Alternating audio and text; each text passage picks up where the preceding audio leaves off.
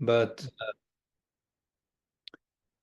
the reality is that where I am, we are harmonium-less. And somehow I don't feel I'm a bit harmonium dependent. Let's see, who is there who has a harmonium and who would like to lead, and then we can all follow. Who wants to volunteer? You can be thinking about that while, or maybe getting your harmonium while we look at the song, shall we?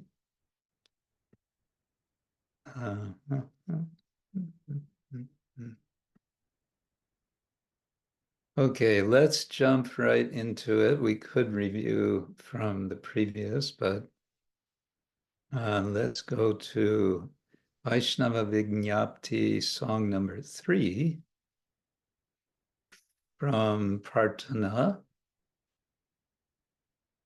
And in this case, the translator, I believe, again, would be Dasa, but I'm not sure.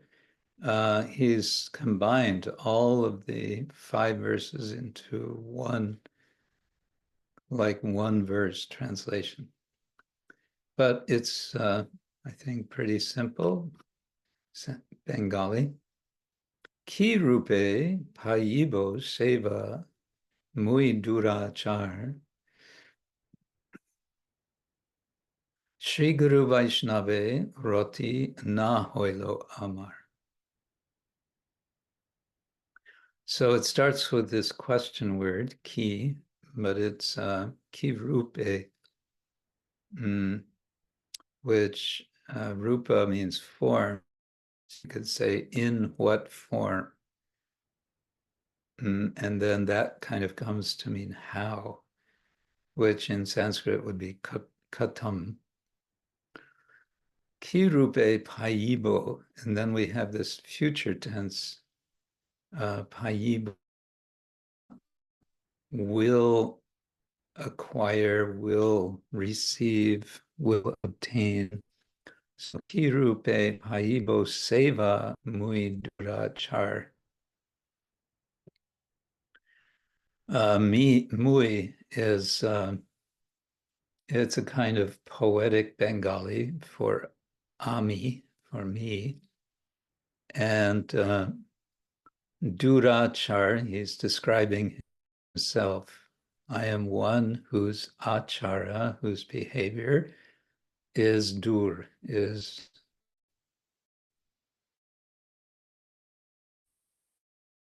literally distant, but comes to me. So how will I get seva? I who am so ill-behaved, you could say. How will I get seva? How will I get devotional service? Sri Guru Vaisnavas rati na hoilo āmāra. Āmāra, of me, literally, hoilo, na hoilo, has not happened. Of me has not happened what? Rati, attachment, attraction. What sort of attachment or attraction? Sri Guru Vaisnava. In the Guru and the Vaisnavas. And then it's Vaisnava. So it kind of works like a compound. You could imagine a hyphen between Sri and Guru and between Guru and Vaisnava. So it becomes like a Sanskrit compound, samasa, with the ending e at the end. So it's kind of locative, I guess. So attachment in the Vaisnavas and Sri Guru. You could also take Sri as referring to Srimati Radharani, what was it? We just read something that, oh yeah, that was in context of Shukadeva Goswami. He's often in the Bhagavatam referred to as Sri Shuka. And the Gaudiya commentary is that Sri refers to Radha. So the Shuka, the parrot of Radha, because Radha apparently had has a parrot. Anyway, Sri Guru Vaisnava rati na hoilo āmāra. How am I going to get devotional service considering that I'm durācāra and that I have not obtained attraction to Sri Guru Vaisnava? Second verse, aśes māyāte mono magana hoilo vaisnavete leśa mātra ratina janmilo. So from this translation, I have no loving attachment. No, my mind is endlessly absorbed in Maya, aśes māyāte mana, and I don't even have the slightest loving attachment to the Vaisnavas. Vaisnavete, in the Vaisnavas, leśa is slight, I think. Mātra could be like even, not even a slight rati attachment. Not janmilo has not been born.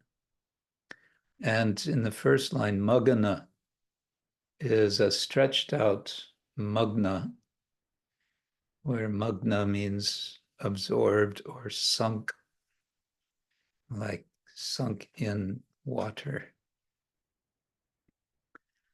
Yeah, simple enough. Vishaye, verse 3, Vishaye bhuliyā ando hoinu divā-niśi gale pangsa dite pire maya she pishachi.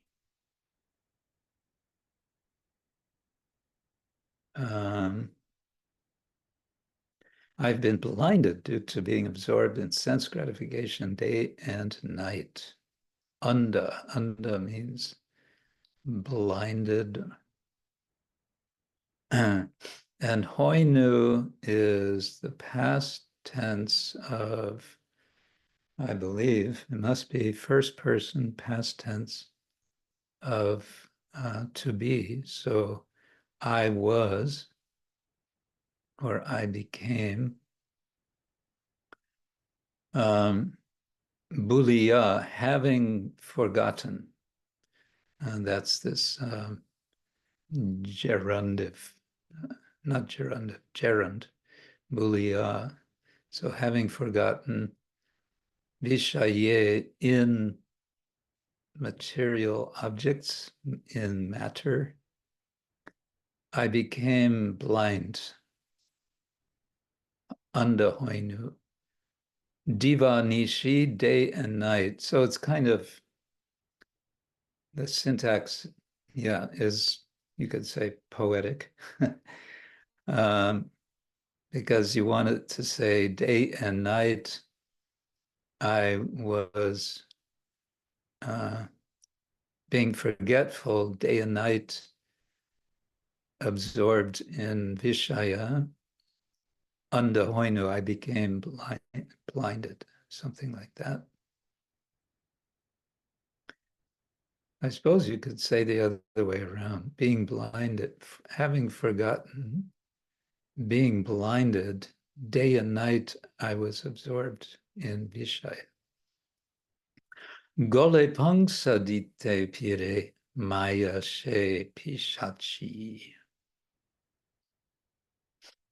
The witch named Maya repeatedly hangs a noose around my neck. So Pishachi is a witch, and She Pishachi, this witch, namely Maya, Pire repeatedly dite gave or gives. Gale pangsa. Pangsa is a noose, and gole is on the neck, around the neck. So I've been tied around the neck repeatedly, or again, pire. And verse 4, ihare koriya jai, chadano na jai. Sadhu kripa vina aro nahiko upai. Where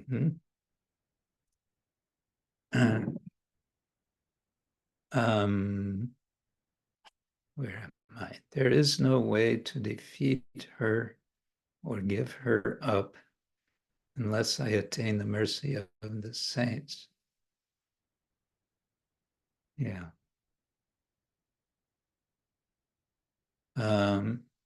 Jai chadano, giving up. Na jai is not going to happen. Ihare, I think, is here in the present place or situation. Koriya, having done what? Having been absorbed in Maya, perhaps. Sadhu kripa vina, without the kripa of the sadhus. And again, and imagine with a hyphen between sadhu and kripa in Sanskrit, that makes it possible to take sadhu in the plural. Sadhu kripa, sadhava kripa. Sadhu kripa vina, without the mercy of sadhus, aronahiko upai. Upai, I think we've had this word a few times, means a way, in the Buddhist tradition, they often translate it as skill. Skilled means being skilled at accomplishing the spiritual purpose. So aro nahiko upai, there is no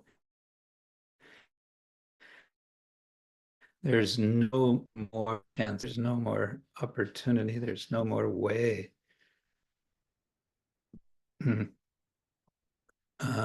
to give up chadano,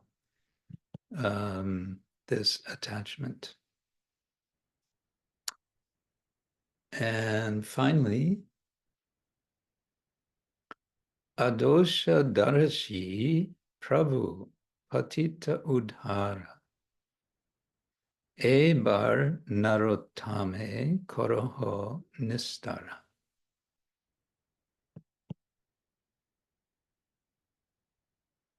O Vaisnava, O Master, you do not look for faults, but you simply redeem the fallen this time.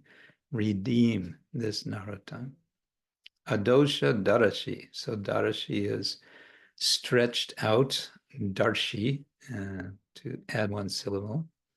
So, O Master, O one who does not see fault,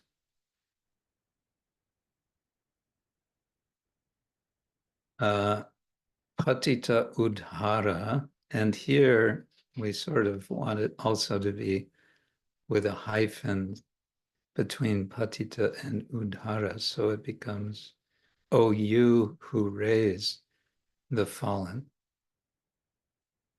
Ebar, this time, narottame koroho nistar.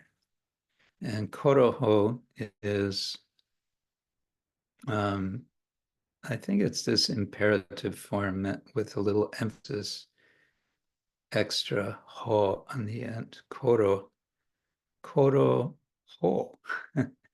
Nistar. And nistar could mean something like deliver. It's translated here as redeem. And he's reminding Narottama. Narottama is reminding the Lord, you are patita udhara. You are lifting up the fallen, so here I am. And furthermore, you don't see any fault. So I've described to you all my faults, but you don't take them seriously. Therefore, you could, if you so desire, you could lift me up.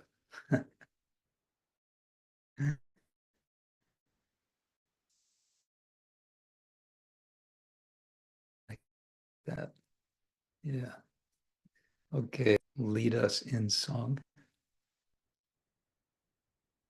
Not all of you at once.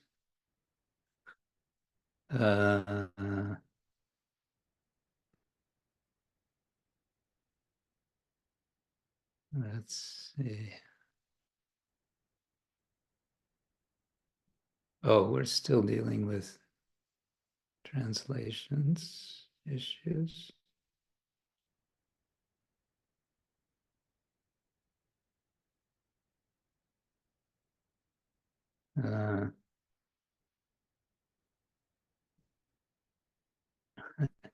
Yes, yeah, Balavan Krishna and Amrita Mandali. Yes, feel free to go when you need to go.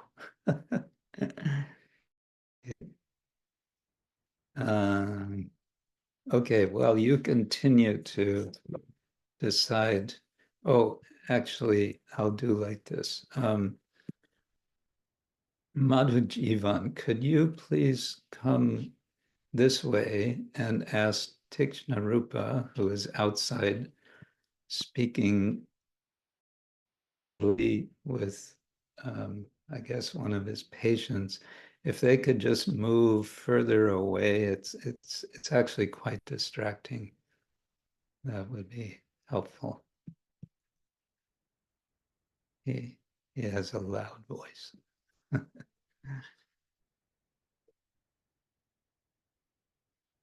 Okay. Well, we could do it a cappella, I suppose. You know what is a cappella? Yeah. Or Chitra Vilasini. Do you have a harmonium? You have a piano. Hare Krishna, Guru Maharaj, Hare Krishna. Devotees, I am in my music room with both. I'm happy to try.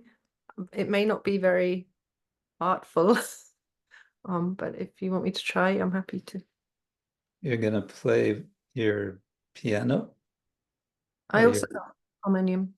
Oh, harmonium. Okay. Well, let's see what happens, shall we? Okay.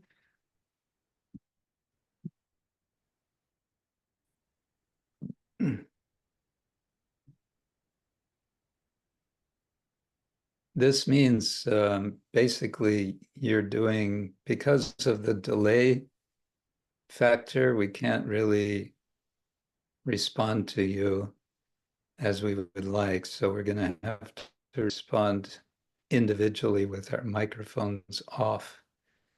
That's just how it goes with Zoom.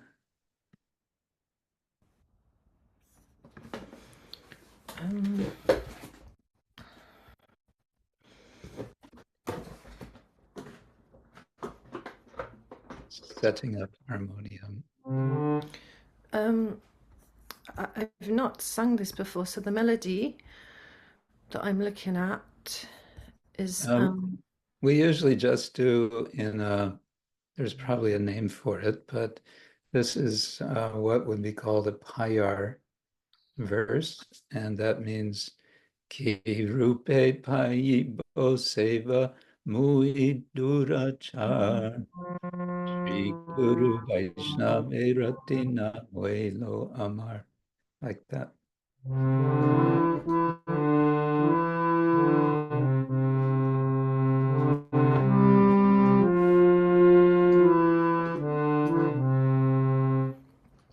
Okay. Oh, that's what you just played there would be for Tripadi rather than Payar. So shall I sing again what I did just now? Yes, please. So rūpe pāibo seva mui durācāra Sri Guru Vaisnava rati hoilo āmāra. You get the sense of it? Sorry, it kind of broke up a bit when you're in the middle.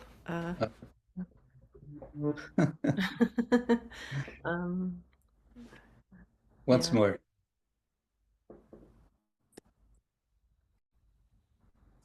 I'll do the singers.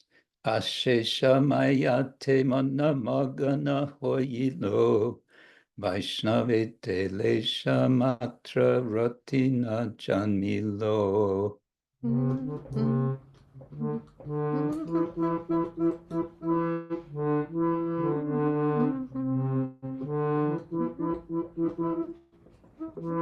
Sorry, I'm not picking it up very well. Okay, we won't worry about it. You can practice for another time. Sorry. That's no problem. Okay, we can do it. We will do it a cappella. That's what we'll do. So here we go.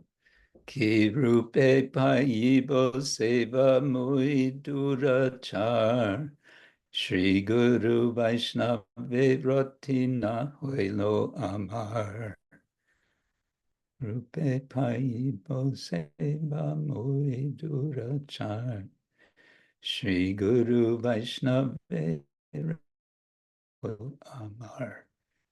Wait, I should change this to music. Whoops, what happened? Live performance off. Unable to start live performance. Dharmagupta, why is that? What are you trying to do, Guru Maharaj? I didn't get you. I'm trying to click for, for music. Live musicians. Audio off. It won't change. Okay. From my side is on now. Original sound from musicians is on my side. So. Oh, not here. Anyway.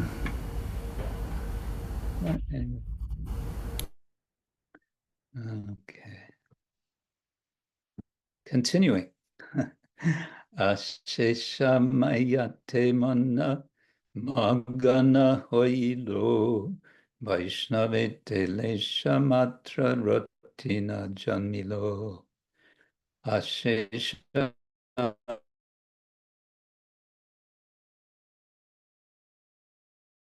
māyāte leśa mātra rati janmilo. Vishaya bhuliyā anda hoilo divā-niśi gale paṅsadite pire māyāte pisachi. Vishaya bhuliyā anda hoilo divā-niśi gale paṅsadite pire māyāte pisachi. Ihare koriya jaya chadano na jai sadhu kripa vina aro nahiko upai. Ihare koriya jai chadano na jai sadhu kripa vina aro Adosha darashi Prabhu patita udhar ebar narottame koroho nistar. Adosha darashi Prabhu patita udhara ebar narottame koroho nistara. Hare Krishna, Krishna Krishna, Hare Hare, Hare Ram, Hare Ram, Rama Rama, Hare Hare. Hare Krishna, Krishna Krishna, Hare Hare, Hare Ram, Rama Rama, Hare Hare. Hare Krishna, Krishna Krishna, Hare Hare, Hare Ram, Rama Rama, Hare Hare. Hare Krishna, Krishna Krishna, Hare Hare.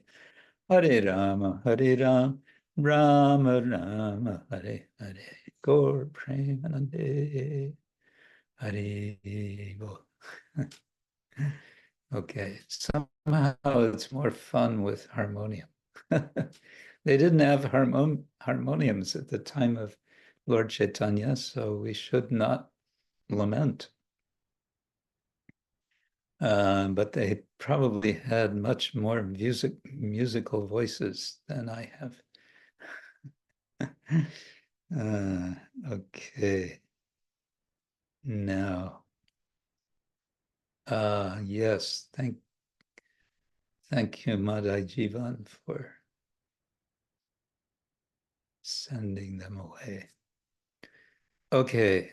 Now, again, I don't have this book with me of Narottama pastimes. I did find, let's see, is it here? I found some, no, where is it?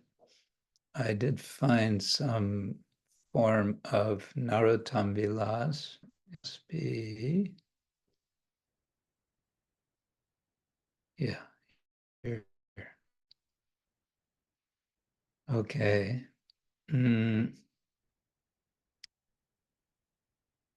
So we kind of lost the sequence of things. Narottama and Srinivasa and Shyamananda have gone to Bengal, and they have brought with them all of the writings of the Goswamis, plus the Sri Chaitanya Charitamrita of Krishnadas Kaviraj. And what do? They lose everything. Everything gets stolen. And then after quite some determination of Srinivasacharya, he manages to recover everything, and in this time to convert the king of what is now in southwest West Bengal, Rajbir Humbir. He converts him into a Vaisnava, and from that time there's been a very strong presence of Gaudiya Vaishnavism in that part of Bengal. Many temples are solid in two senses of the word, solid evidence that Vaishnavism became established in this area. Shyamananda and Narottama had continued on, eventually to Ketari, Shyamananda eventually to Odisha. Shyamananda becomes a very prominent acharya, a guru in Odisha. And Narottama seems to more or less remain I don't know for how long, in Keturi. And eventually they will have this big festival, which apparently is the first Gaur Purnima festival, which I remember it was told was some 50 years after the departure of Chaitanya Mahaprabhu. I've just kind of opened up and jumped into the middle of the Narottama Vilas translation that I have in front of me. And it's describing Narottama traveling. He's gone to Puri. So I really kind of lost the chronology here, but in any case, what I thought I'll read briefly is a section where he visits Ekachakragram.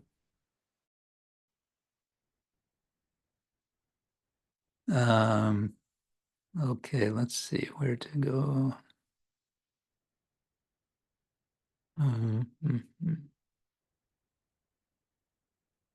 Okay. So after visiting the place where Lord Chaitanya took sannyas,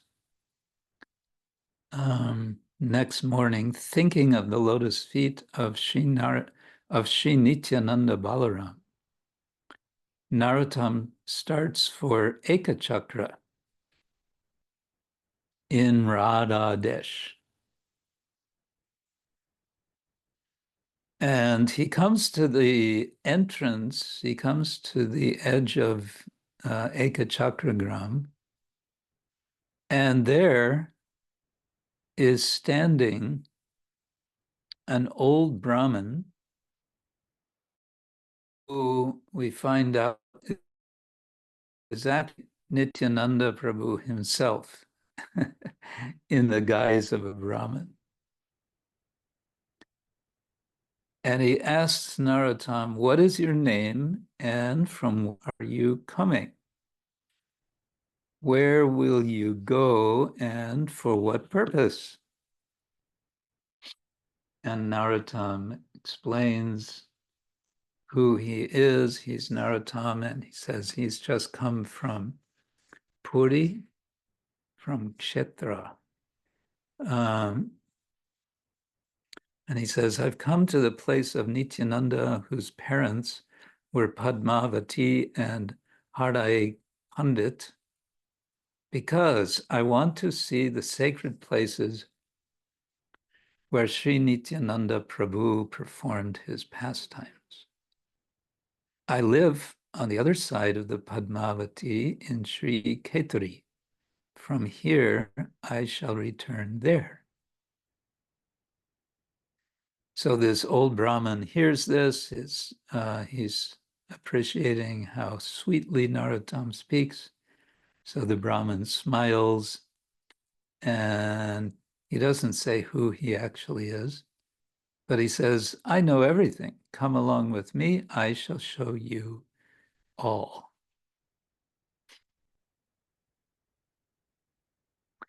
And so the Brahmin brings Narottama to a particular spot, and he says, see, this is the place where Nityananda and his friends enjoyed grazing cows like the gopas. Nityananda roamed about, he wandered about in this area, holding his club and plow. That's interesting. That's first time I'm hearing that Nityananda Prabhu would also carry a club and a plow like Balaram. And this is the place where he, Nityananda, performed Rama Lila. As Balaram performed his pastimes in Shvetadvip, similarly, Nityananda performed his pastimes here. And then he takes him to the house of Hardai Pandit, where Nityananda Rai took birth. Rai means king in Bengali, so Raja.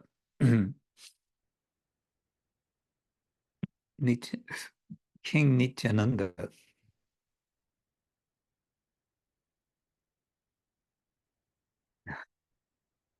And then he says, here is the spot where he, Nityananda, held a snake.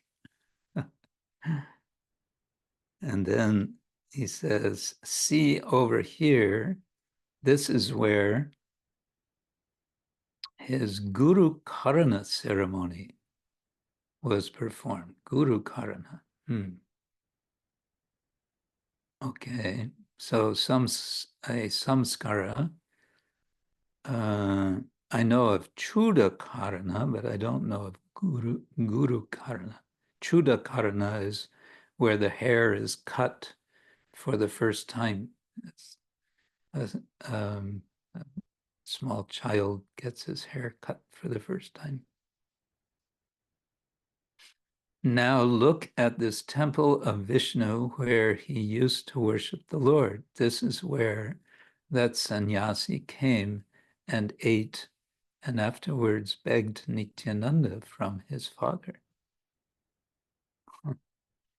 This is the road by which the sannyasi and Nityananda left, followed by all the inhabitants of this village. In this spot, Nityananda's mother loudly lamented for her son. And over here, Hadai Pandit rolled on the ground in anguish at losing his son. Here, Padmavati Devi laid unconscious and Hadai Pandit. O Narottama, mind these places which I am showing you are beyond the grasp of even the demigods. In this Ekachakra village, Nityananda Rai still performs his pastimes, and only the fortunate can see. So all this, it's Nityananda himself who is speaking in the guise of a Brahmana, an unnamed Brahmana. So, and he's saying, Nityananda is here. He should know. And then what happened? Suddenly the Brahmin vanished. He was gone. So Narottama became very bewildered. What is this? He says, one moment he was here and then he vanished like a bolt from the blue.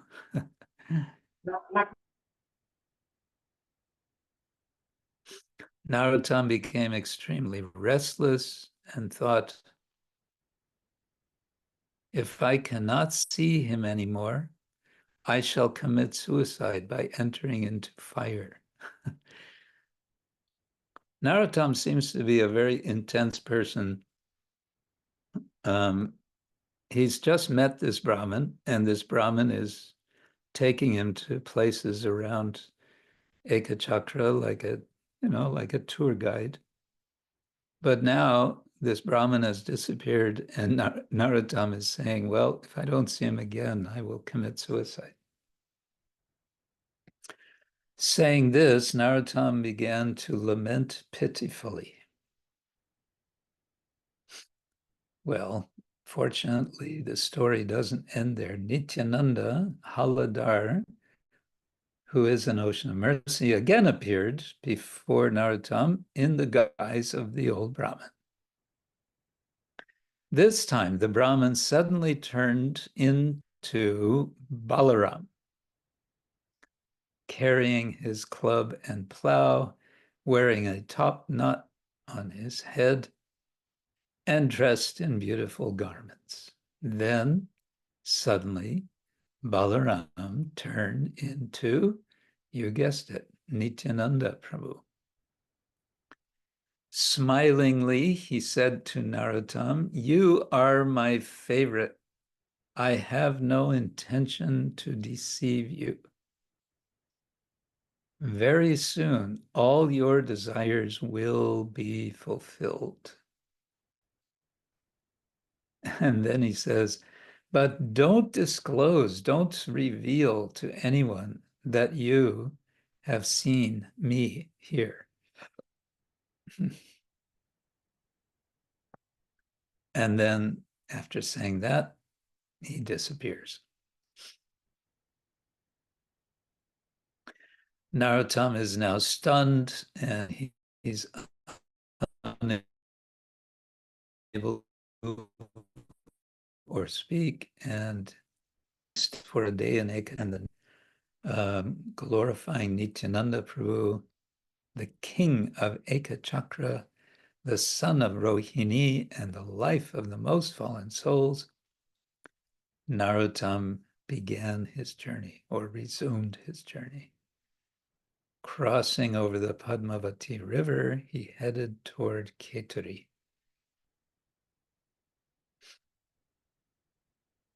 And so ends the fifth vilas of Narahari Chakravarti Thakur's Narottama Vilas. So I thought that's interesting that Narottama goes to Eka Chakra to visit the places of Nityananda Prabhu, who, of course, by this time has departed the world, or apparently departed the world. And there he meets Nityananda, who reveals himself. And then Nityananda says, "Don't tell anyone that you've met me here," which makes me, in my skeptical nature, wonder, so how is it that that Narahari Chakravarti Thakur has come to know this? Who has revealed?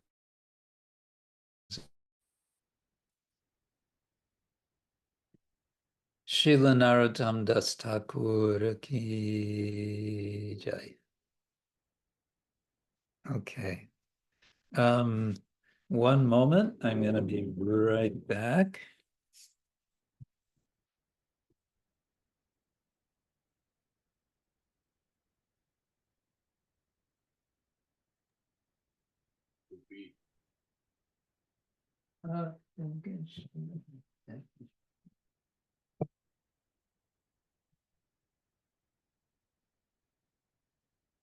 Okay, time for some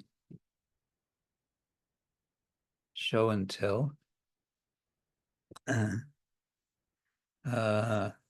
One thing that I can tell about from this last week,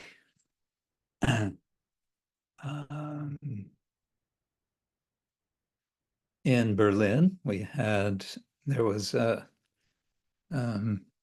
celebration, a sort of celebration of the 150th anniversary of the appearance of Srila Bhakti Siddhanta Saraswati Thakur. This was organized by, I think, mainly devotees of the Gopinath Gaudiya Math, and also followers of Srila Prabhupada's godbrother, Bhakti Vaibhava Puri Maharaj. And the event was held in one Hindu temple in Berlin, a Ganesh temple. The managers of that temple were kind to facilitate the event. So it was nice. His Holiness Sachinandan Swami was there, and one other godbrother of mine, Sarvabhavana Prabhu, is originally from Bengal, and I think he lives now mainly in Mayapur. He was living in Berlin for many years. His wife, now deceased, was German and I guess from Berlin. So Sarvabhavana Prabhu was also there. I kind of expected to see more devotees of different Gaudiya mats, but there were not so many. There was one Damodar Maharaj who I met in Oxford. He came with, I forget the name, another sannyasi who is the president of the main Gaudiya Mat temple in Calcutta. What is it? Bagh Bazar Temple. He's the president there. Anyway, so this Damodar Maharaj was present. And one Bhakti something or other, I forget, Bhakti something or other Vishnu Maharaj, also from Bengal, was also present. And there were a couple of younger sannyasis. There was Bhakti something Swami Maharaj. I always forget the middle name. It's always Bhakti something or other. and Bhakti something Sadhu Maharaj, who I know from Vienna. Very nice young sannyasi.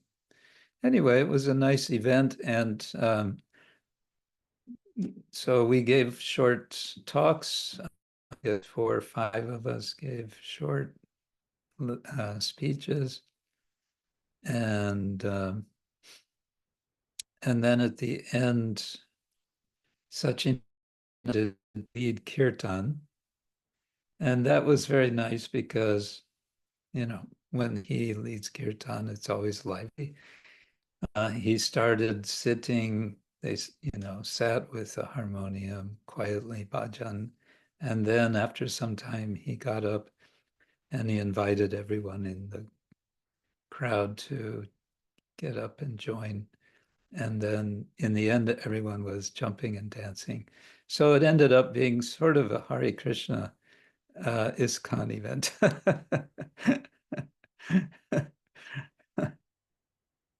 Yeah. So, of course, the whole purpose was to glorify Bhaktisiddhanta Thakur. And this group, there's a group of these, I think it's about 3 sannyasis. They're traveling, they're going all over, having these events over a 3-year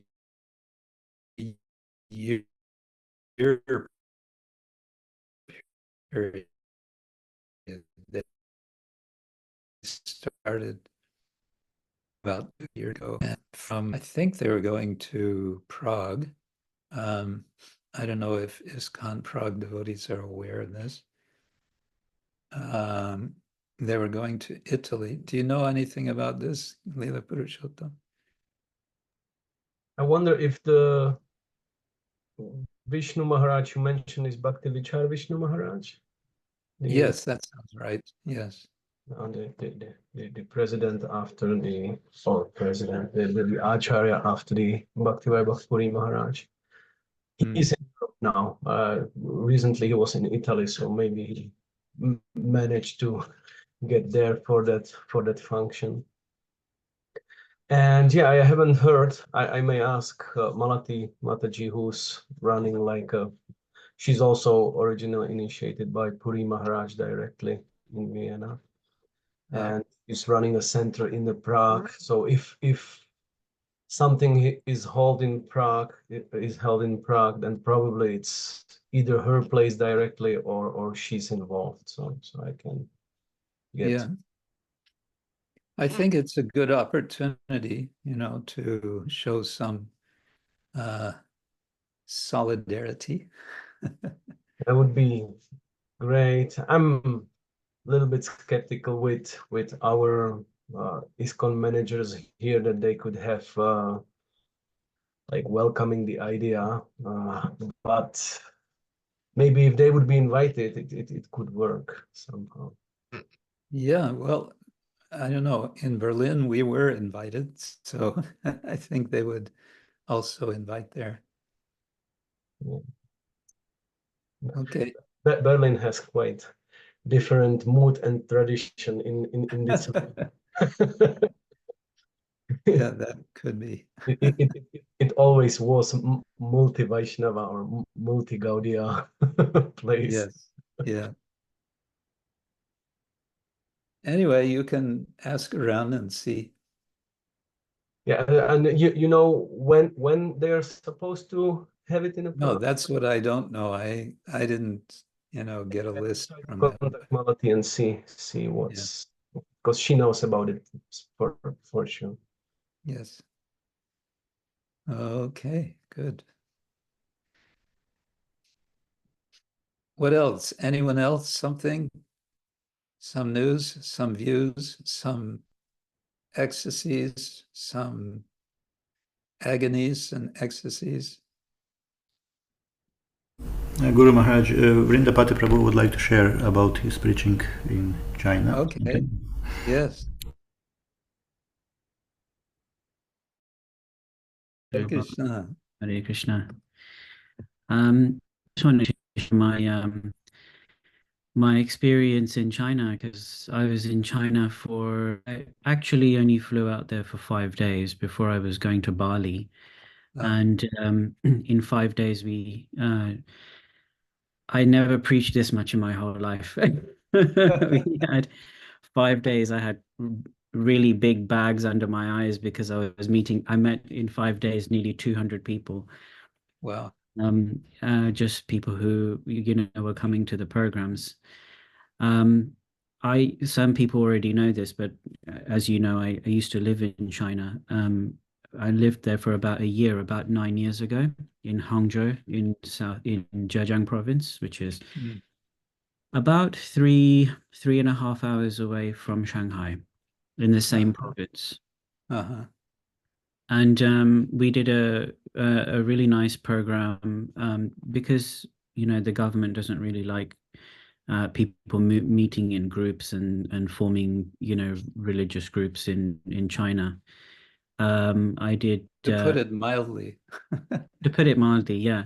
I met with some of the devotees in Hangzhou who are renting this apartment, which they've kind of converted into an ashram stroke temple room, which where they get house guests who come and stay there.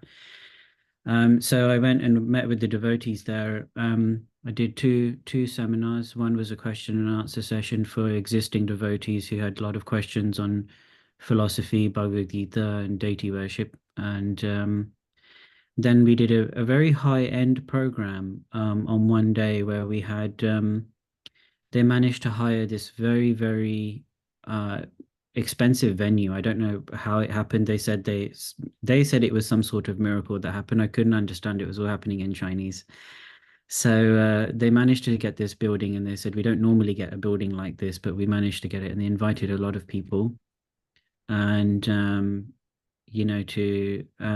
we had a brilliant program, and we spoke about the input. We kind of had to yogify everything, in the sense that everything had to be in a yoga studio or in a yoga context or that kind of thing to make it work. And so we did a program, and I met with existing students of mine who were school students, came to visit me as well, and came to some of the programs also. Oh, very good. it was an incredibly emotional experience because devotees were both a little bit upset that their programs were closed down by the government. Some devotees got arrested, not while I was there, but previously when I think it happened when the Hong Kong issue was becoming a little bit heated. When Hong Kong was kind of being given back, I guess, to China as a territory. And that was an amazing program. And devotees have now asked that I come back and do more programs with them. And today, just before this class, I had there's a group of 30 devotees, and some of them had come together, and we're going to have a bi-monthly online Sanga for just training on different things. And today's topic was, I don't know, it was always about deity worship. Usually it ends up in my kind of court. But there was a small, we did a small seminar introducing deity worship and things as well, but introducing things like, the Vaisnava etiquette at the same time, wearing tilak and things. So I just wanted to share with devotees that, that had a very interesting time in China. It was difficult in the sense that devotees were really needing kind of association from devotees who could teach them something about something in Krishna consciousness. And it was incredible. It was a really, really incredible to see the enthusiasm and the intensity of how much they want to learn about Krishna and how easily, I guess, we have it, in comparison. It was just something small I wanted to share. That's my bit of news. Thank you. Yeah. It's already been close to 5 years since I was last there because COVID interfered. And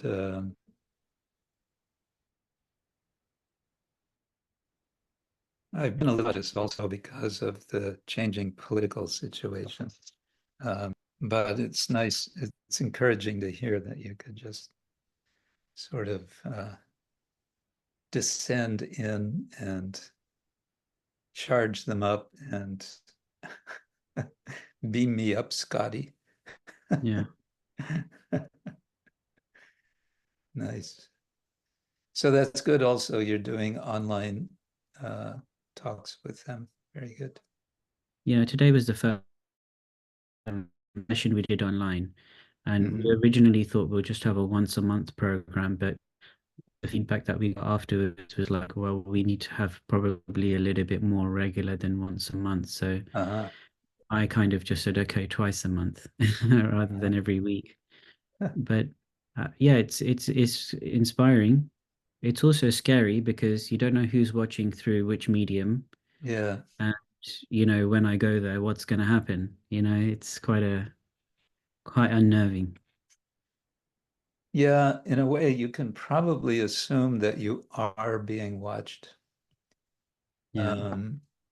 As we found out years later from all of the traveling and preaching in East Europe behind the so-called Iron Curtain, thinking that we were being very discreet and so on, and then finding out years later that each of these countries has a huge dossier on each and every one of us. Every detail is there. They're just watching. They have their people.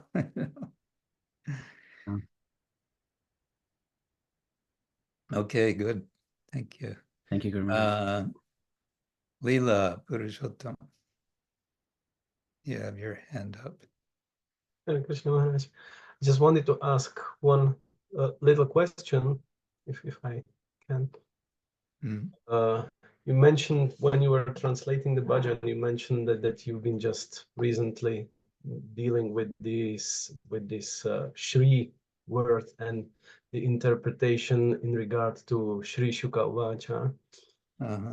And that some Vaishnavas has the tendency to interpret it as that is Radharani's parent. I'd like to know if you have any praman for that, because I remember like years back, maybe 15 years back or something like that. I remember that there was an article by Vijnapti Maharaj, and he was criticizing that conception quite strongly. Like there is no praman for such a statement, and so and I'm quite attached to to that conception. It's so nice. So I was just thinking if you have any mention where if in some tika for Bhagavatam some of our acharyas mentions it. No, I don't, and I suspect it's either one of the later Puranas that tells that. I believe there is something about this in one of the later Puranas. Whether it's the whatchamacallit, not Padma Purana, but one of the others. Brahma Vaivarta? It might be in Brahma Vaivarta. Yeah, maybe Brahma Vaivarta Purana. There's a lot of such things in there. And then, then it's kind of a question of how authoritative one takes these things.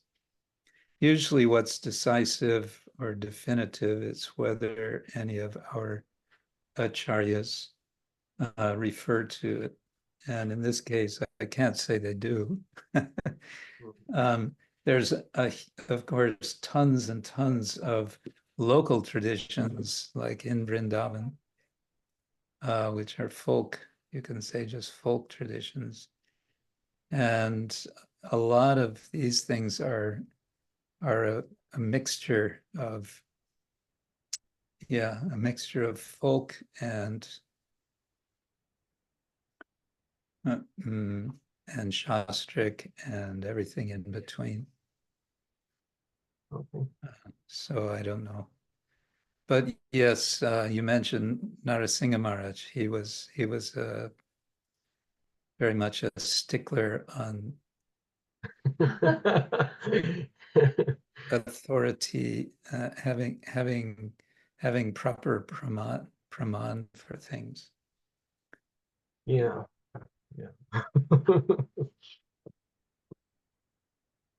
Okay, thank you so much. Yes.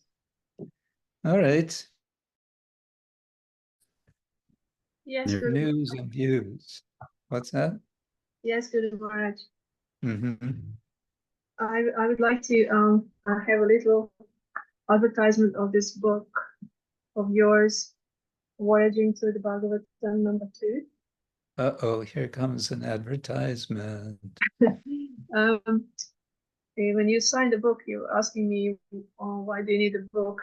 These are just from the podcast with the signature and Prabhu, and but I must say that reading it is different. It stayed in the book, and if I want to remind myself of something, I just open the book.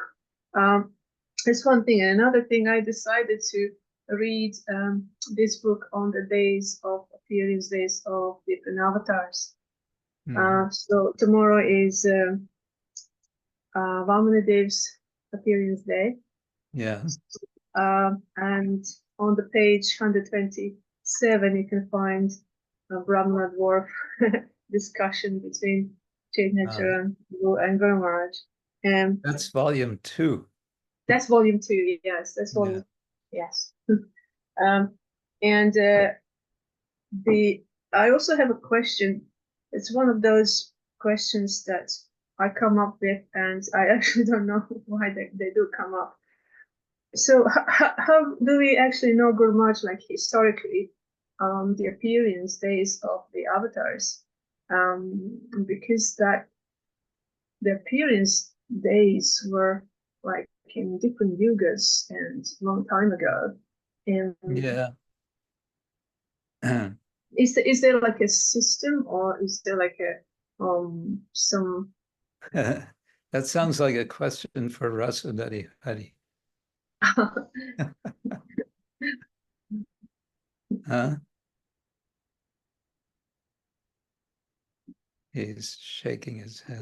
Can you repeat the question, because I just got... She wants to know, how is it that the appearance day of the different avatars is determined? How do we know that Vamana, Vamana Dev appeared on Vamana Dvadashi?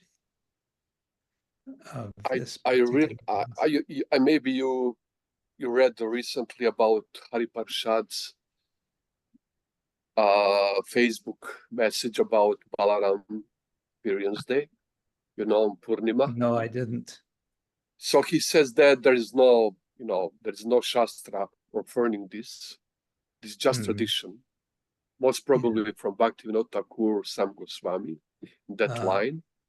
Yeah. And he said the only thing is in Gopal Champu that Lord Balaram appeared Yeras in that Shravana month, but in the first 15 days. That means that moon was waning, no full moon at all. Oh. So there's no exact date, and there is just tradition. And it might be that there is about Vamana and Varaha and all others that there is in some Shastra, but it's not easy to find this.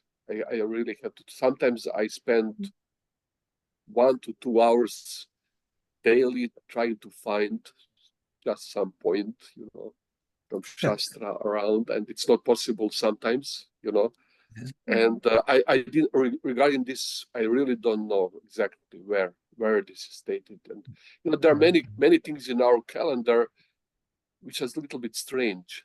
Like devotees recently asked me about about Lalita Shashti. They thought that this is appearance day of Lalita Devi. But that is Durga actually in Bengal, this Lalita. And it is in our calendars because we took it from Bengal, and it's there. I mean, there is no need to be there. We don't celebrate. There is nothing special on that day. It's like that many things. But anyway, I'm sorry, stretching a little bit, but maybe in some Purana somewhere. Somewhere in the Puranas, on the other side of the rainbow, of the Ganga.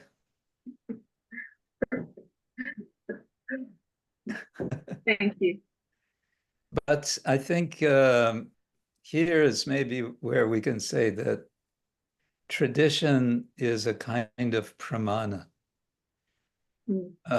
In Jiva Goswami's Tattva Sandarbha, he goes through the various pramanas near the beginning, and he identifies 10 types of pramana, of sources of knowledge. How do we know something? And one of them is tradition. Itihasa, I think, is the word used, which can also, we sometimes, Prabhupada would translate as history. The word itihasa is interesting because it's actually 3 words: iti, ha, and asa. And the iti is thus, and ha means indeed. It's a very Upanishadic expression.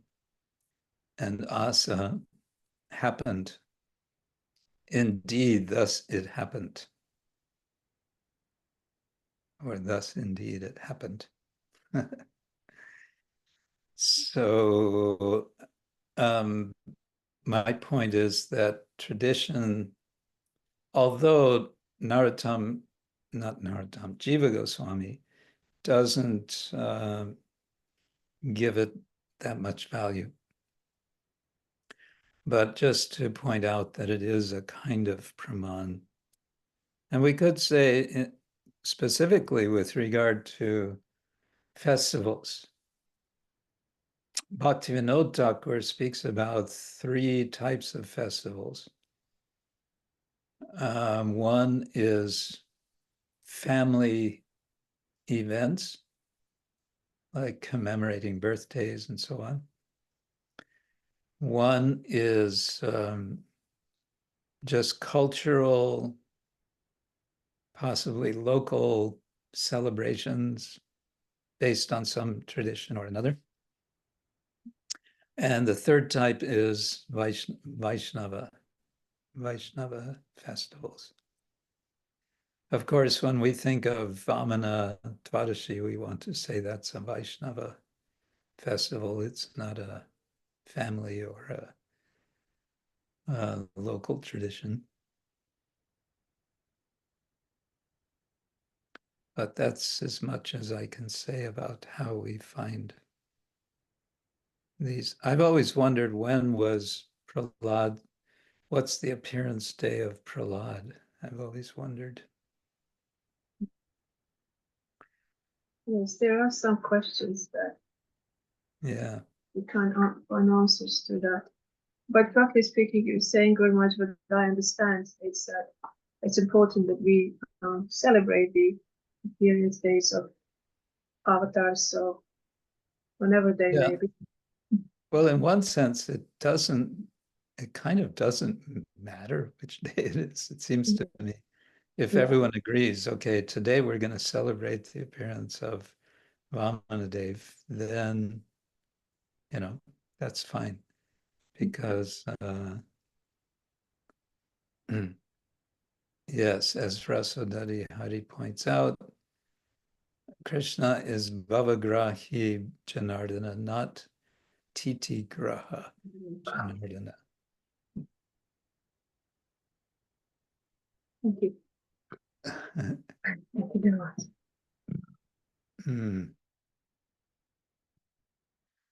Vrindapati says different sampradayas have different shastra that give the titi, the masa, and nakshatra.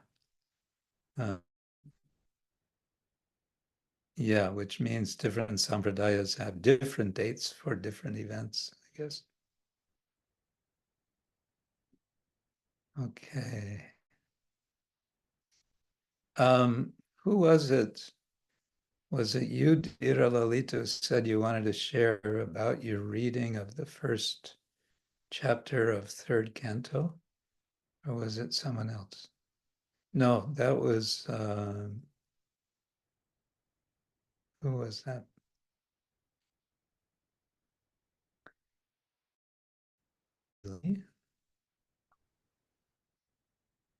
Oh, well, not here.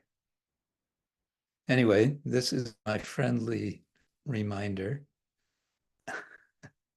about 3rd canto. Is anyone reading 3rd canto these days? Other than Dira Lalita? Marisha Sudevi, very good. Anyone else? Savitri Sham, Jai. Okay, good.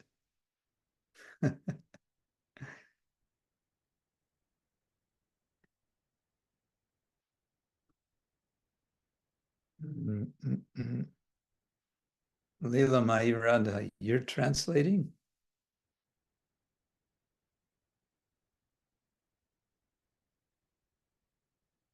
You're translating, okay, so I won't disturb. Okay, last time, which was, the reason we didn't meet last Saturday was because of Ratiyatra in Leipzig. And what can we say about Ratiyatra Leipzig? It was nice. It was nice. Beautiful weather, perfect blue sky, everyone in a very jolly mood, lots of devotees, the Harinam Ruchi devotees were there, and yeah, they came from out, we say in English, out of the woodwork.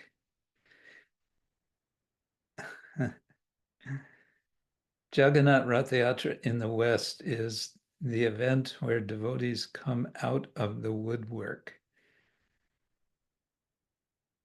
You know that expression? The woodwork means the wall paneling in a big old castle. So it's where all the subtle living entities hide, I guess is the idea. So to come out of the woodwork is to manifest from a condition of more or less hiding.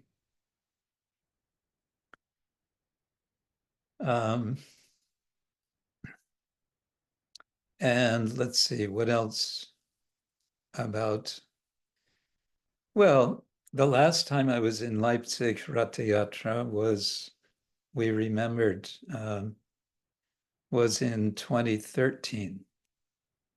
And the reason we could remember that was because that was the year of what I guess was the first kirtan retreat in Germany. It was organized by Satchidananda Swami, and it was somewhere, as I remember, not so far from Leipzig.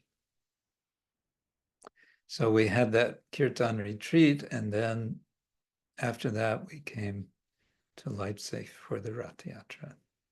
So that was 13, 20, that was 11 years ago. Okay.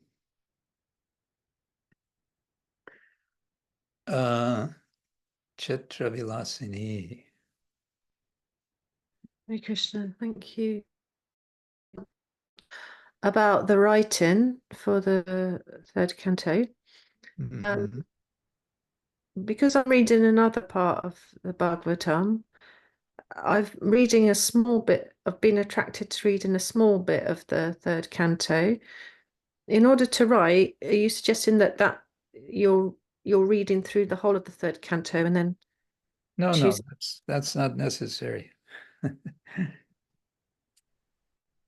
You can draw from anything in the third canto. It can be just one verse, or it could be some statement of Srila Prabhupada in a purport, or it could be a series of verses, or it could be a general concept that's somehow being expressed in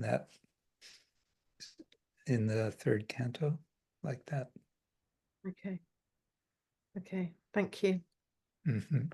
Yeah, you can also relate to some other part of the Bhagavatam, but we're just trying to make third canto a sort of anchor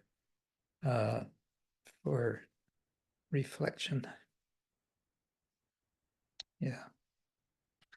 Okay, so on that happy note, I mentioned, I guess it was 2 weeks ago, that I have an idea to start discussing the Purusha-sukta.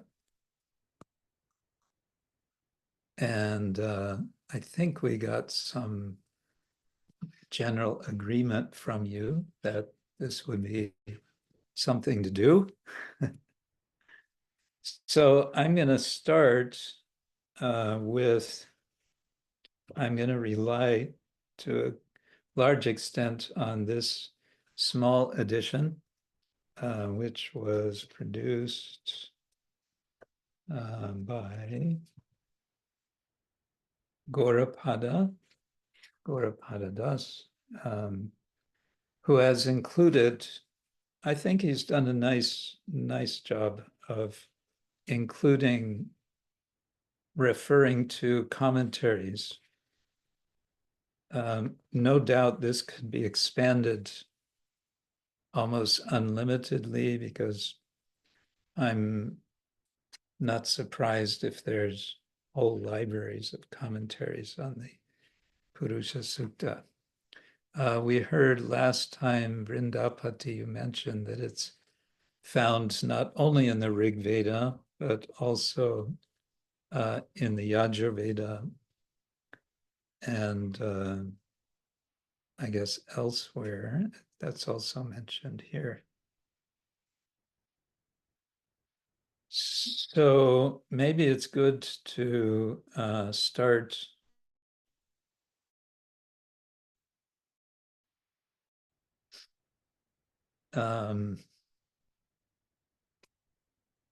start with a point of what is a sukta. There are a few suktas identified in the Vedic Samhitas, especially in the Rig Veda. In the Sri Vaisnava tradition, there are 5 suktas that are especially celebrated. There's the Purusha-sukta, the Narayana-sukta, the Sri-sukta, the Bhu-sukta, and the Nila-sukta. And I used to have memorized the Narayana-sukta along with the Purusha-sukta. I sort of knew the Sri-sukta. Vijnapti certainly knows all of these suktas inside and out. Here it says all of the Purusha-sukta is found in all 4 of the Vedic Samhitas. But in each one, it's a little different.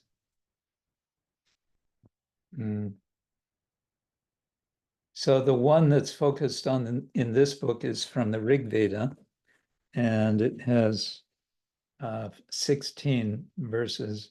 This is from chapter 90 of the 10th mandala of the Rig Vedic Samhita.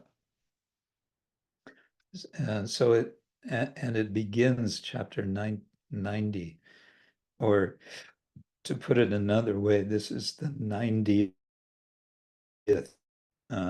verses 1 through 16.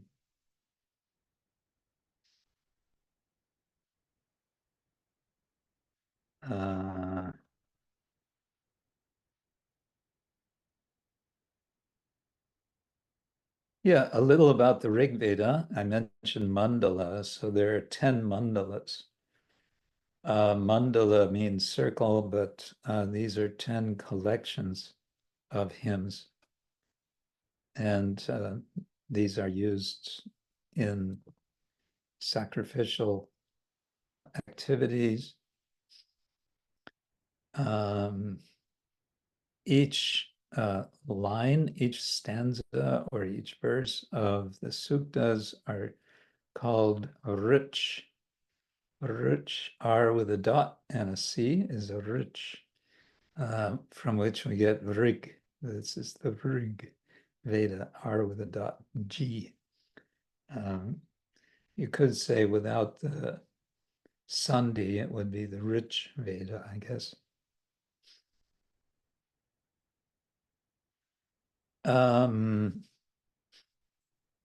Yeah, the modern scholarship tries to date the Rig Veda. Our tradition is kind of allergic to that idea of dating the Vedas, since it's understood that Veda is without date, it's without beginning. But you could say, well, all right, Rig Veda or the Vedas are beyond time, but you might still say, okay, in the form that we have, or to the extent we have, it could be roughly dated. And one point that Jiva Goswami makes is that of the 4 Vedas, we have available to us only a small fraction. So, which is one of his reasons why we don't give much attention to the four Vedas, because most of them are gone. So how are you going to understand them, so to say?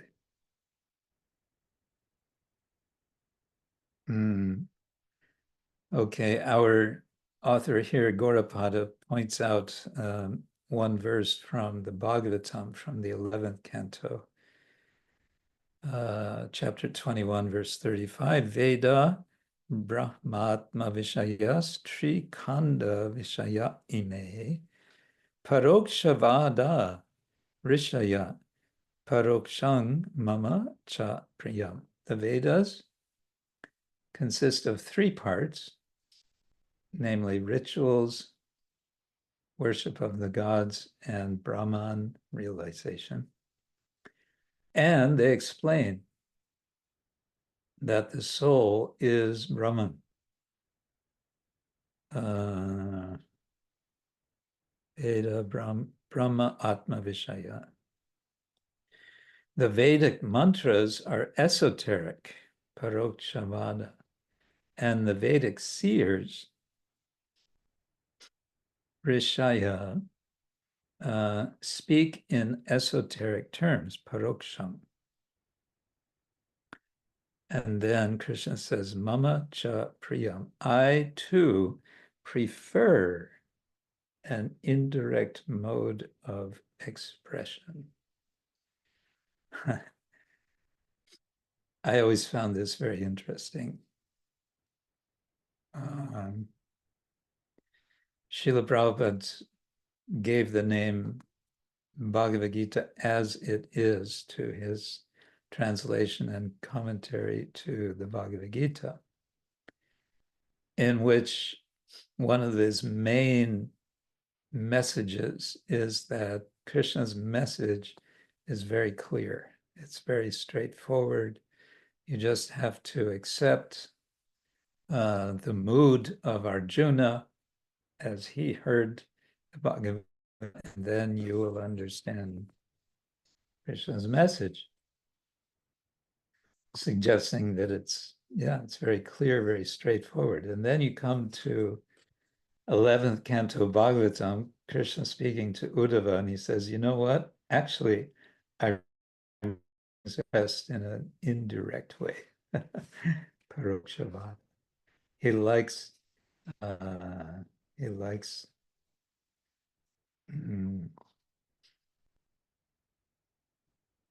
when things are not so straightforward. Leela Purushottama. Question. Krishna, I'm wondering if that statement would be more fitting the rasa aspect of what Krishna wants to convey, and that rasa practically needs parokshvada, because otherwise it's if it's just too straightforward, too direct, then the rasa just can't exist. So one thing would be to see Srila Prabhupada's approach as a siddhantic, like tattvic, being stating the statements of the philosophy, and regarding rasa tattva, we need some poetry, some indirect expressions. Yes, that makes sense. That reminds me of the notion of dhvani. It's been argued, and this goes all the way back to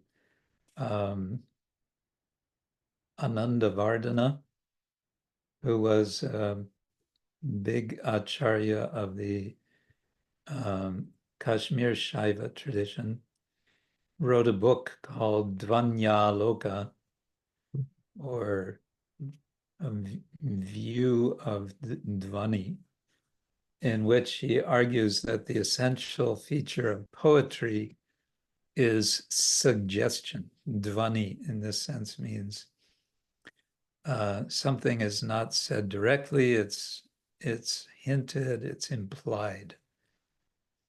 And of course, that goes along with what you're saying about rasa as sort of the counterpart to tattva. Yeah. Yes, of course, this is also 11th canto, chapter 21. It's, so you could say, well, as Prabhupada says, Bhagavad Gita is ABCs of spiritual life. And the Bhagavatam is graduate study. And it's to be understood by bhavukas and rasikas. Yes, rasikas and bhavukas, yeah.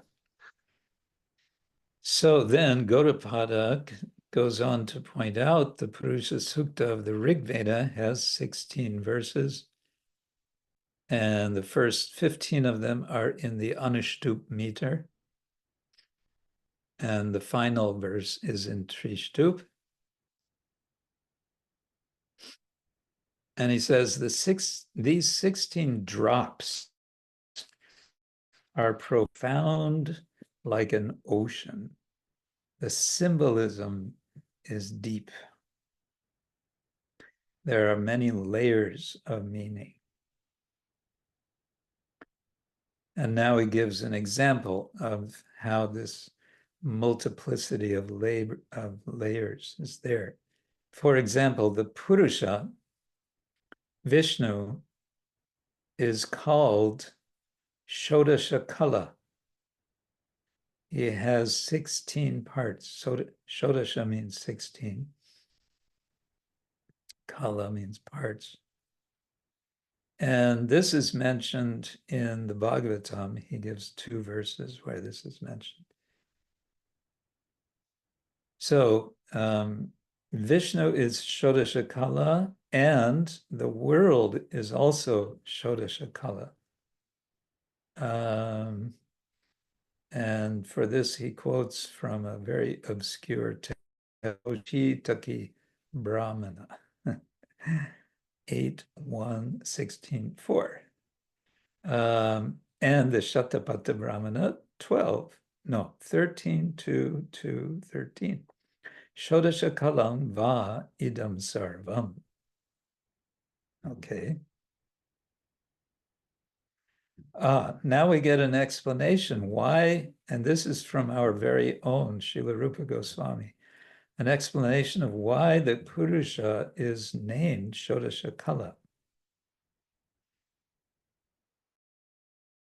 He has 16 transcendental potencies. And these are referred to in what's referred to here as an ancient work called Bhakti Viveka. Now one wonders, what is this Bhakti Viveka? Okay, here are the 16 potencies. Shri, Bhu, Kirti, Ila, Lila, which is also Nila, Kanti, Vidya,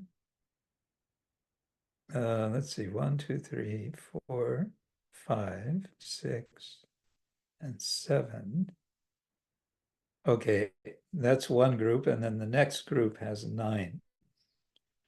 Vimala, Utkarshini, Jnana, Kriya, Yoga, Pravi, Satya, Ishana, and Anugraha. Notice that all of these, most of them, except Kanti, I think, have as the final syllable, the final letter is long, indicating that these are feminine. So Vidya, for example, in the Shikshashtakam, the first verse mentions Vidya Vadu, vidyavadu jivanam. So one of the qualities of Sri Krishna Sankirtanam is that it is vidyavadu jivanam.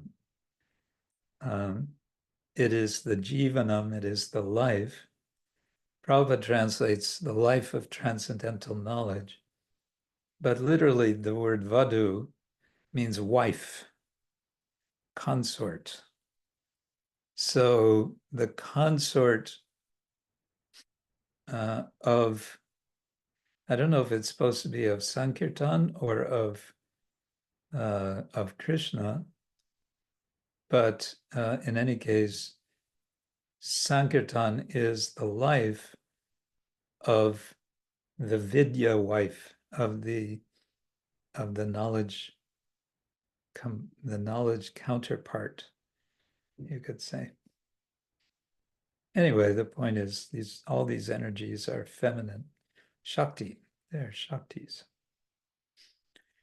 This was a list given in the Lagu Bhagavatamrita, in case you're wondering where this is, because it's Rupe Goswami, and it's in Lagu Bhagavatamrita 15129.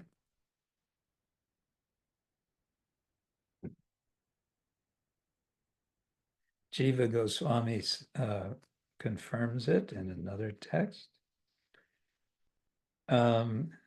And then in the Bhagavatam, we have also talking about these 60. So we're talking about Purusha, right? Purusha is what? He's Shodasha Kala. And Purusha, because this is the Purusha-sukta, we're learning about Purusha in this hymn. So in the Bhagavatam, it says, Vritam chatu shodasha pancha shaktivi. He, the Lord, was surrounded by 4 potencies, 16 potencies, and 5 potencies. That's from Canto 2, Chapter 9, verse 17. Okay. Let's see. In addition, Lord is Shodasha Kala, because he is replete, he is full with energies that are conducive to the creation of the universe. Another explanation, Vishwanath Chakravarti Thakur,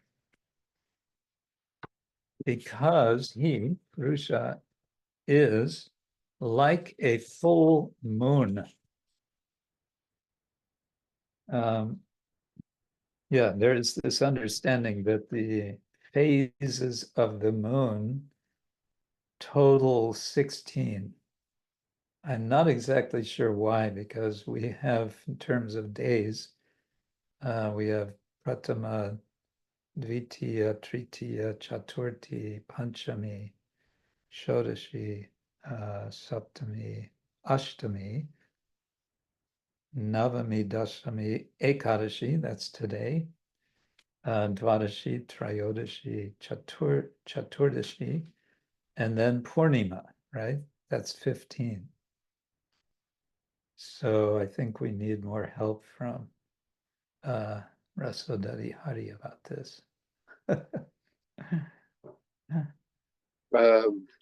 Well, it's 15 days, but then there is Amavasya. Sometimes it's Purnima, sometimes it's Amavasya. So Amavasya is additional one. Oh, Amavasya is different from Pratama.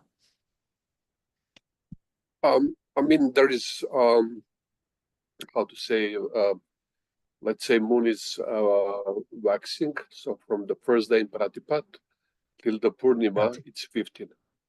Then again 15, but there is different, Purnima and that's my understanding. I might be wrong. I don't know. There's just different. All others are Kadashis and Pratipat, Dvitiya, Tritiya, and so on. Okay, different moon sometimes is waxing or waning, but there is huge difference between Amavasya and Purnima. I could ask some others if that is. Yeah, Okay. Amavasya and Purnima are two separate. You're correct, Rasadali. They are two separate tithis. Yeah. They are two separate, but sometimes you can get mixed tithis. So a pratipada can become mixed with a amavasya. And so this is why sometimes we have mixed tithis. Like, for example, if Ekadashi and Devadashi becomes mixed, then we follow Mahadevadashi. So, yeah. But you're right. The Purnima and Amavasya are two separate tithis on their own. And then Pratipada always follows an Amavasya or a Purnima. Okay, so we end up with 16 phases. Yeah. Okay. Makes sense. Thank you. The story doesn't stop there about Shodasha Kala. Let's see. Sridhar Swami says, he, that is Purusha, is Shodasha Kala in the sense that he has a mind, 10 senses, and 5 elements. Okay, he specifies that although the Lord is not made of the elements, he is so called for the sake of meditating on him. The inner controller of Virat and of the souls as the universal form. Now later there's going to be some discussion about different understandings of universal form, which is all going to be relevant because the Purusha-sukta hymn is, in one sense, it's a creation story. It's telling about the creation of the world. Okay, then it quotes the Bhagavatam, evam shishtani bhutani pravishta panchadatuvi ekadha dashadatmanam vibhajan jushate gunan. After entering the bodies as Paramatma, which are created by the 5 elements, the Lord divides himself into 1, the mind, and into 10, the 10 senses, and makes the souls experience sensory objects. That's interesting. The Lord divides himself. So he enters into everybody as Paramatma, then he divides himself. And that sounds like a kind of echo of what's going to be happening in the Purusha, where the Purusha divides himself and becomes the world in effect.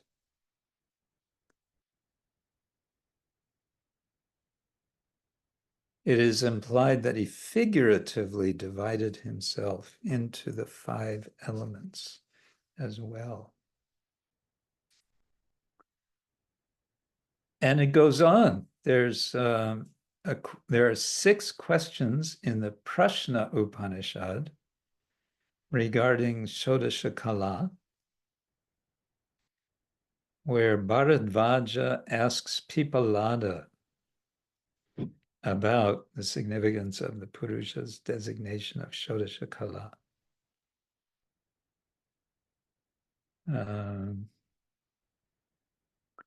So then Pipalada answers, yes, there are 16 fundamental worldly aspects that originate in the Purusha. First, he created Mukhya Prana. What is that? Life force, the main life. From that came Shraddha, faith. Very interesting. How come my thing is on? Did I click that on?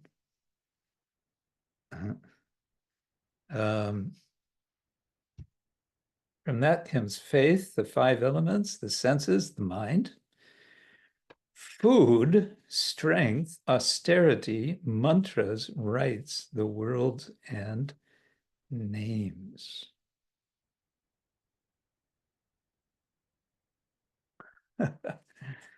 Okay. There's something in Chinese tradition, I think, correction of the names. Isn't that a Confucian idea, Lila Mai Rad? Or Prema Sarovara? Correction of the names. There's a need sometimes to sort of correct the language, make sure that this means this and this means this and everything is clear. You know anything about that?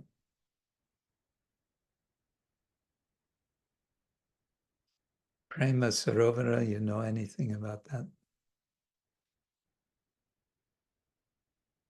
Sorry, Guru Maharaj. Probably if I knew the Chinese expression, you would know immediately. You said, oh, yes, that's anyway. Oh, Okay. No worries. I was just curious. I found it because I'm thinking about that because it mentions here that the Purusha creates names. You know, that's an intriguing notion. Okay, then Pipalada gives an analogy. Just as rivers, whose goal is the ocean, merge in the ocean after reaching it, and are then called ocean, since their names and forms have come to nil, to nothing. So these 16 aspects of his, of Purusha, disappear after attaining him, the ultimate witness, and are called Purusha at that time, since their names have come to nil. Well, that's pretty obscure. So I think there's some sort of explanation within that of the exact word Purusha, probably derived in some way from other words in the Sanskrit, but how that works, I don't know. Anyway, the analogy is rivers flowing into ocean, their distinctive character as rivers disappears. Similarly, all these specifics of these 16 aspects kind of merge, I guess, into the general notion of Purusha.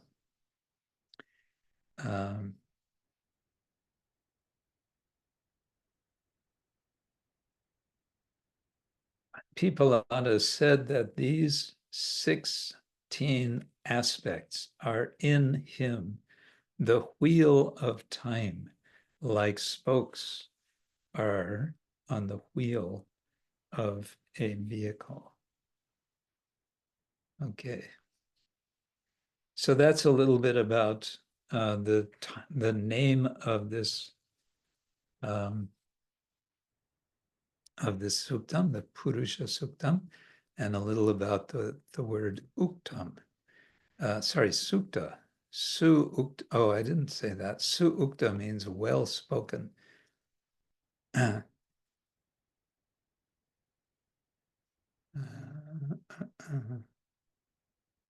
Bhakta ABC Pundit. Uh-oh. AI. The corrections tradition in Chinese literature and philosophy is known as rectification of names. Zhengming, I guess, something like that. This concept is an important part of ancient Chinese philosophy, particularly in Confucianism. Yes, so Prema Sarovar, Zhengming, does this sound like anything to you?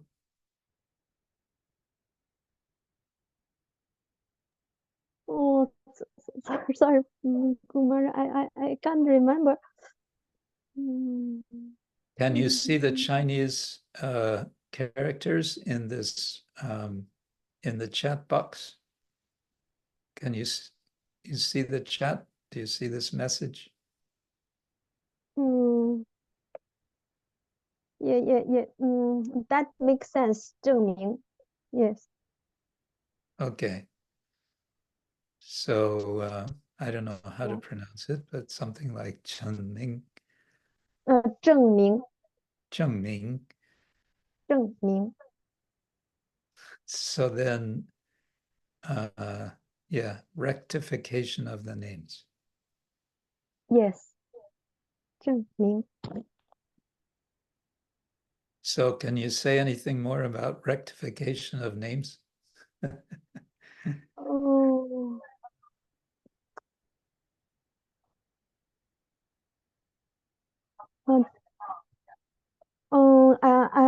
I understand maybe someone's fame is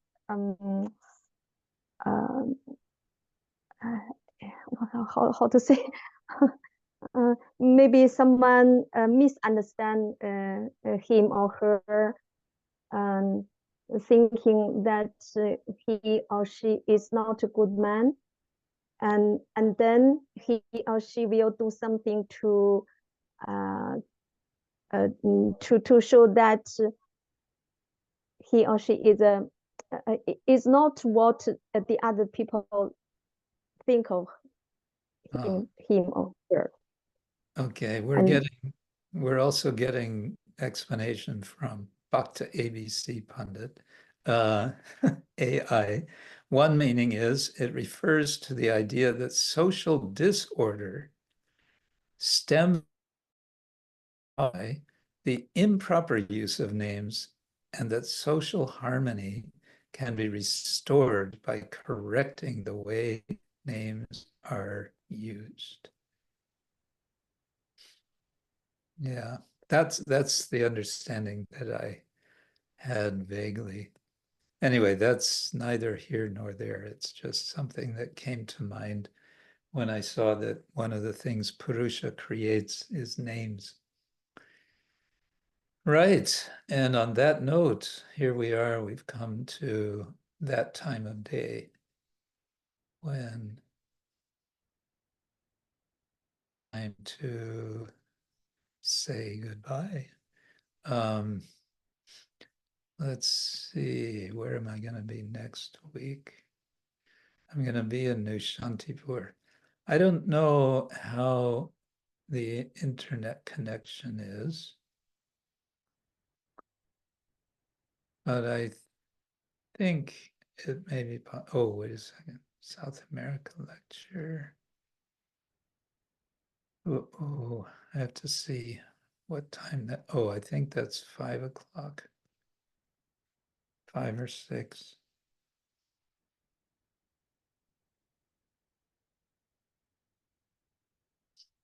Okay, we'll leave it open and we'll let you know. Hopefully we can meet again next week. And in the meantime, I wish you all a wonderful week. And I wish you a healthy week and a illuminating week, a luminous week. And I wish you all to stay safe and stay sane. And we will meet again soon. Thank you all very much, and take care. Srila Prabhupada ki jai. Thank you, translators. Savitri Sham was translating. And also, who else was translating? Yes, Anastasia, thank you. And Leela Mahiradha was translating. And anyone else? Tirtharaj.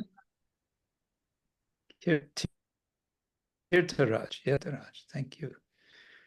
Okay, Srila Prabhupada ki jai, Ananta Koti Vaishnavinda ki jai, Gaur Premanande, Hari Bol.